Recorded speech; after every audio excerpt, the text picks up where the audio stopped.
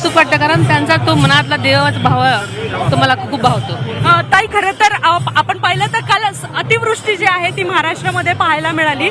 यावेळी पांडुरंगाला यावर्षी काय अल निनोचा धोका आपल्या सगळ्यांना माहिती होता. मी दरवर्षीप्रमाणे पांडुरंगाला सांगितलं की यावर्षी 2-3 दिवस अतिशय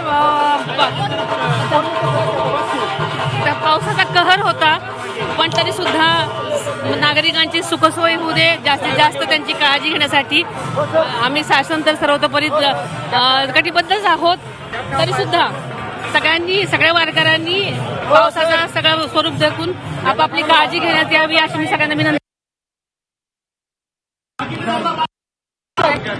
तर या सुनेत्रा पवार आपल्या बरोबर होत्या. त्यांनी सांगितलं पांडुरंगाच्या चरणी जे आहे ते त्यांनी भक्तिमय आणि विठ्ठलमय वातावरणामध्ये त्यांनी पांडुरंगाच्या चरणी या पावसामध्ये शेतकऱ्यांना जे अडीअडचणी आहेत त्या दूर होऊ द्या असं मागणं केलेलं आहे. Rajapurkar, Zee media, Dehu.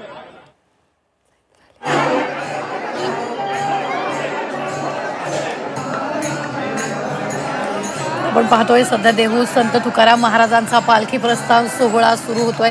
प्रस्थान सोहळ्यासाठी अवघी देहू नगरी सज्ज झाल्याचं पाहायला मिळतंय. यावर्षी तुकोबांचा 341वा पालखी प्रस्थान सोहळा देहू नगरीमध्ये साजरा होतोय आणि त्यासाठीच देहूच्या मुख्य मंदिरामध्ये आकर्षक अशी फुलांची सजावट सुद्धा करण्यात आलेली आहे. देहूचं मंदिर परिसर, सभामंडप या ठिकाणी आकर्षक फुलांची सजावट सुद्धा करण्यात आलेली आहे. हजारो देशी विदेशी फुलांचा वापर करून ही सजावट करण्यात आलेली आहे आणि सध्या आपण पाहतोय संत तुकोबांच्या पालखीचं प्रस्थान होत आहे. विठ्ठल नामाच्या गजरात देहू नगरी दुमदुमल्याचंही पाहायला मिळतंय.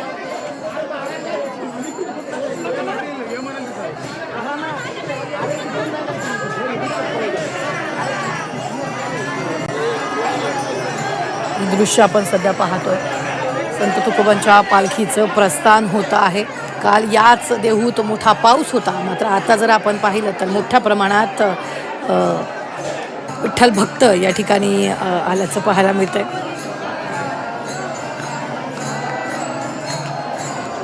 देहूतील मुख्य विठ्ठल रुक्मिणी मंदिर आणि संत तुकाराम महाराज मंदिराच्या इनामदार वाड्यात सध्या हा सोहळा पार पडत असल्याचं आपल्याला पाहायला मिळतंय.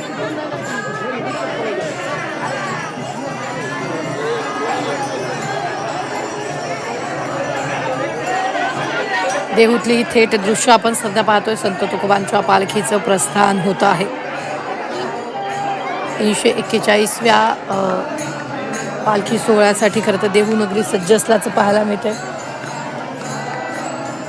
आज सोहळ्याच्या दिवशी पहाटे संत तुकाराम महाराजांच्या मुख्य मंदिरात आणि इनामदार वाड्यात महाराजांच्या मूळ शिळा आणि पादुकांना महाअभिषेक आणि पूजा केली गेली आणि त्यानंतर आता पालखी प्रस्थान सोहळा होतो. या संदर्भात ताजे अपडेट देतात आपल्या प्रतिनिधी चैत्राली आपल्याबरोबर जोडल्या गेल्या. चैत्राली, सध्या जर आपण पाहिलं तर देहूतल्या मंदिराचं एकूणच सजावट आणि सध्या मंदिर परिसर सुद्धा विठ्ठलाच्या नामानं दुमदुमून गेलेला आहे.